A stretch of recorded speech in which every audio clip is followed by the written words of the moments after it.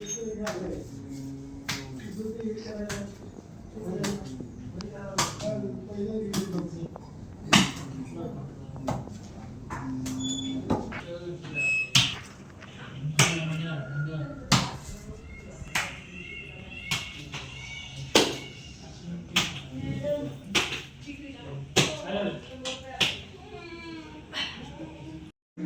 बिया चिटकवून म्हणते बारीक अजून चिटकवून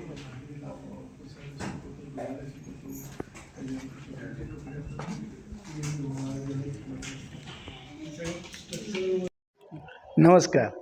आमची इंडियन रेड क्रॉस सोसायटी संचलित कोल्हापूर जिल्हा शाखा या संस्थेच्या मार्फत स्वयंविशेष मुलांची शाळा 25 जून 1990पासून कार्यरत आहे आणि ह्या शाळेचं आता वटवृक्षामध्ये रूपांतर झालेलं आहे.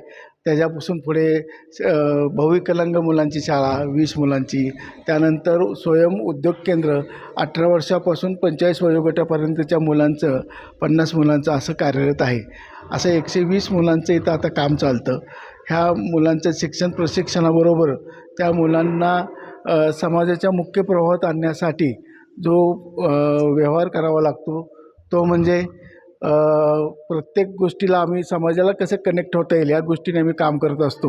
वेगवेगळे सण साजरे करताना त्या अनुषंगानेच मुलांना समाजाचं काहीतरी आपण देणं लागतो. समाज आपल्याबरोबर काहीतरी शेअरिंग करणारा असतो. या गोष्टीमध्ये आम्ही सहभागी करून घेतो. या संकल्पनेतून गार्डन क्लबने आमच्याबरोबर एक कल्पना शेअर केली की जी बियाची राखी बनवणे, बियांपासून राखी बनवणे आणि ती राखी बनवल्यानंतर ते आपण निसर्गाशी जोडणार आहोत. कारण राखी वापरून झाल्यानंतर त्या ज्या बिया असणार आहेत म्हणजे भोपळ्याच्या असतील तर सीताफळाच्या असतील, रामफळाच्या असतील आणि वेगवेगळ्या भाज्यांच्या असतील, ह्या सगळ्या बिया आपण आपल्या कुंडीमध्ये लावून त्याचं रोप तयार करून त्याच्यापासून आपण त्याची फळं खाण्याची आहे. अशा रीतीने आपण निसर्गाशी जोडणार आहोत, निसर्गाच्या संवर्धनामध्ये आपण जाणार आहोत. तर ह्या प्रकल्प गार्डन क्लबने आमच्यासोबत आणला आणि गार्डन क्लबला प्रकल्प पुढं प्रवाहित करण्यासाठी rotary club of Kolhapur central आणि horizon club, rotary club of horizon यांनी पुढाकार घेऊन हा प्रकल्प आमच्या इथं सुरू केला. आता हा प्रकल्प सातत्याने आम्ही नेहमीच सुरू ठेवणार आहोत आणि निसर्गाशी जोडण्याचं आमचं काम चालू ठेवणार आहोत. एकूण वर्कशॉपमध्ये आम्ही स्वयं उद्योग केंद्रामध्ये ह्या राख्या बनवल्यात.